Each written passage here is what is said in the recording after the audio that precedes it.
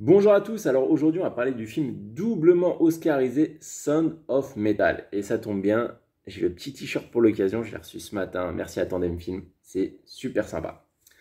Alors, ce film il a été réalisé par Darius Marder et comme je vous ai dit, il a deux Oscars. L'Oscar du meilleur montage et surtout l'Oscar du meilleur son. Et il faut savoir qu'il a reçu les BAFTA Awards pour les deux mêmes catégories. Alors le réalisateur, c'est un point important à noter, c'est expliqué en début du film, mais bon, je préfère vous le dire dans la critique, pendant qu'on y est. Il a tenu à ce que le film soit accessible aux malentendants. Donc, en plus des sous-titres que vous avez habituellement pour les versions sous-titrées VOST-FR, vous avez des descriptions sonores. Donc, les descriptions sonores, c'est par exemple hier à marquer, entre crochets musique angoissante, entre crochets elle rigole, etc., etc. Et voilà, ça permet de voir le film avec des personnes qui entendent bien et des personnes malentendantes. Je trouve que c'est une très bonne initiative. Alors, Sound of Metal, de quoi ça parle? C'est l'histoire de Ruben, qui est un chanteur de métal, et le lendemain d'un concert, il va se rendre compte qu'il est en train de perdre l'audition. Voilà, c'est quelque chose de critique, vous l'aurez compris.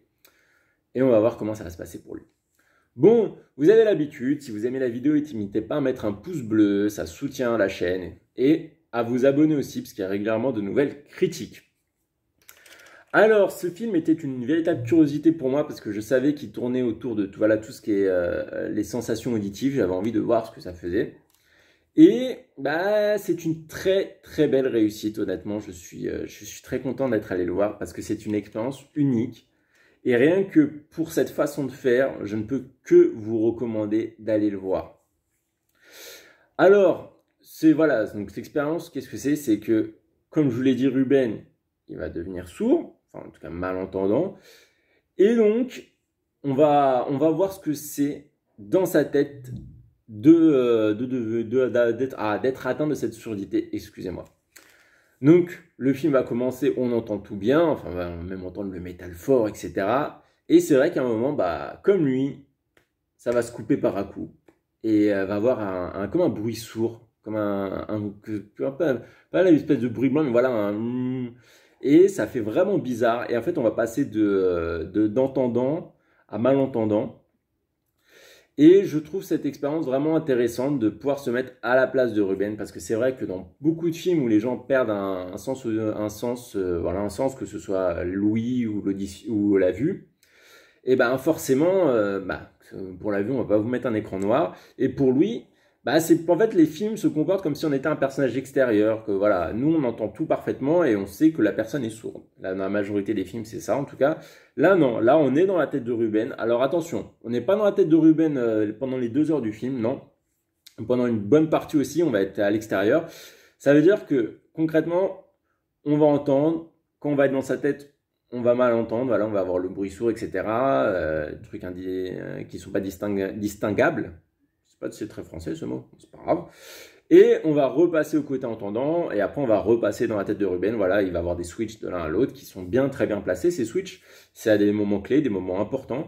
Et ça décuple l'expérience parce que voilà, on entend bien, tout à coup on se rend compte comment on entend Ruben, on entend bien, et on va se mettre dans sa tête et on va vraiment ressentir ce que ça fait, en tout cas, ce qui s'approche forcément, parce que tant qu'on est dans un film, on ne se rend pas compte à 100%, mais on s'approche en tout cas de la sensation que c'est d'être malentendant, et j'ai trouvé ça très fort.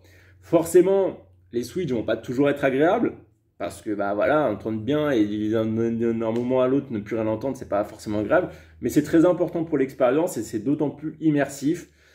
Et voilà, donc tout ce point de vue-là, j'ai trouvé ça super bien fait, et rien que pour ça, je recommande d'aller le voir. Et aussi, c'est important d'aller le voir au cinéma, parce que voilà, c'est un film d'où le son est extrêmement important.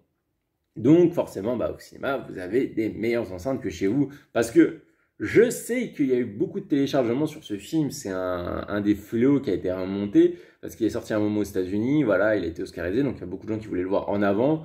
En plus, je crois qu'il est passé sur Amazon Prime aux États-Unis, donc forcément avec le VPN, etc. Voilà, je ne vais pas vous apprendre les techniques. Et malheureusement, il y a plein de gens qui étaient pressés pour le voir avant qu'il sorte au cinéma, et je pense qu'ils n'ont pas vécu l'expérience comme il se doit en le voyant chez eux.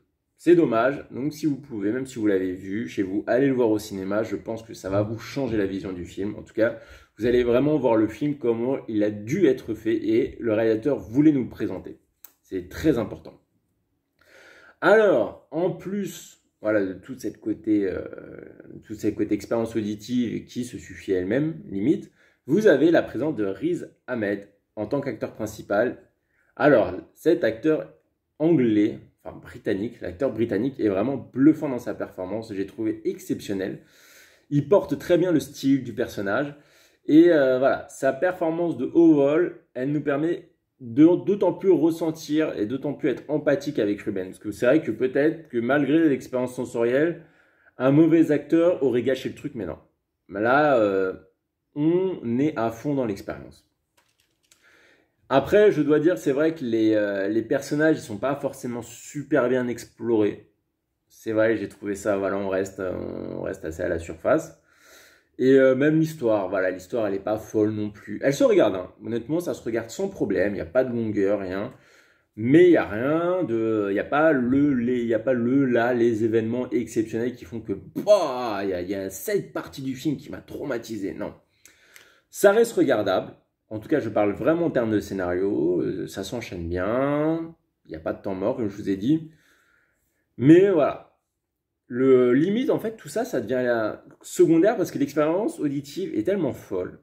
Et vraiment, 2 heures, vous en lassez pas, hein. Pendant 2 heures, vous arrivez à rester dans le truc qu'une histoire bonne, structurée, et la performance exceptionnelle de l'acteur suffisent à donner un film de vraiment très bonne qualité. Parce que le film a su trouver son concept, le film a su exploiter son concept à 200% sans pour autant être lourd et fatigant parce qu'il a su, voilà, diversifier, faire les switches quand il fallait pour que le spectateur soit bien dans le concept. Et voilà, il a mis une petite histoire derrière, tranquillou, histoire de bien vivre la chose. Bon, sur ce, j'espère vraiment que vous allez aller voir ce film et que vous allez vivre une bonne expérience comme je l'ai vécu. Sur ce, je vous dis à la prochaine. Ciao!